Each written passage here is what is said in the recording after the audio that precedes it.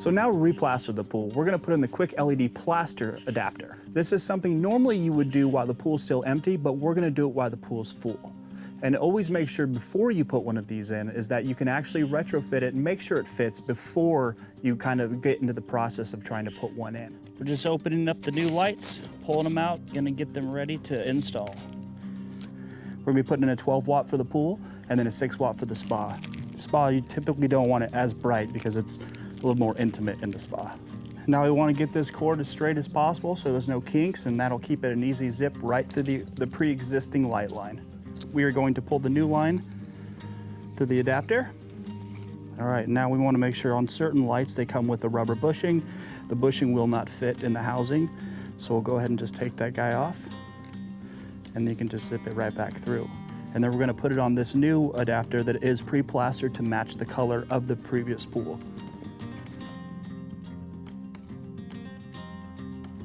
Okay, now we're just going to thread it in here. Be careful not to cross thread the light. Now the adapter and the light are basically the same size fitting as your previous light fixture. Now we want to pull your old fixture up onto the deck. Now we're just making sure the line's loose and we don't have any sticking action unless we have to soak the line with soap or WD-40. All right, now we know that the line is going to move freely. It's going to make this pool a lot easier.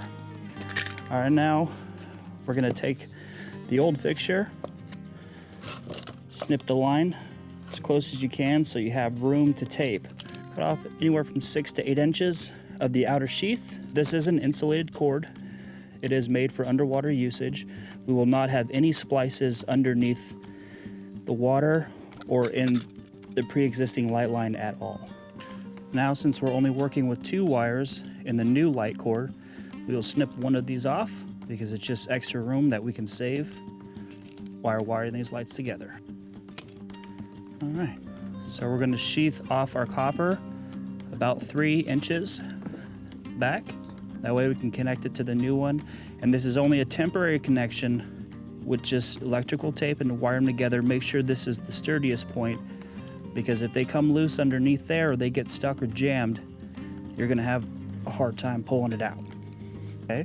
Now we're going to get the new line ready, so you can either just put your knee on it or put a weight on it just to keep it above the water so you can keep it dry, so when you have to tape, that tape is not going to get wet and you know it's not going to come loose.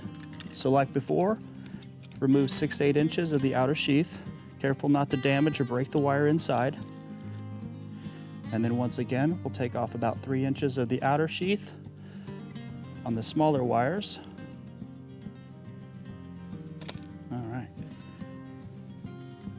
All right, now we're tying our new light line to our old light line and just twist them up like you normally would with wire.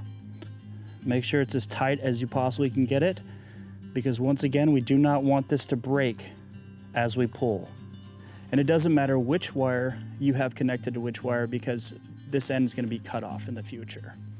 Start with one wire to its own sheath and then just wrap it as tight as you can get it.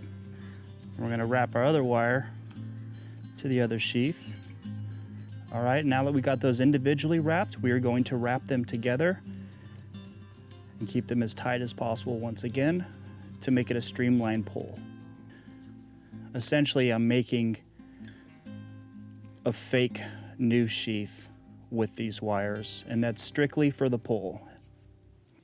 And now you're ready to pull your old wire with your new wire connected. It's always easier to have a helping hand. You'll have one person pulling the light and one person guiding the light through to make it an easier pull. So you continue pulling on through your new cable until there's enough line to safely rest the new light just on top of the deck. And that's for if there's any further work in the future where you need to remove the light, you have the room to do so. And the great thing about the adapter is you have plenty of room where you can wind up as much wire as you need to, as opposed to the old one where you only have so much room and it has to be wrapped directly around the light fixture. Now, and if the case you can't use your previous set screw from your previous fixture, you can go to your local pool store and pick up new set screws. They come in 2 different sizes and 2 different metals. One's a stainless steel and one is a brass. And then once you got it all screwed in, the housing is secure, and you're done with the installation on the pool end. And that's how you install the QwikLED Plaster adapter.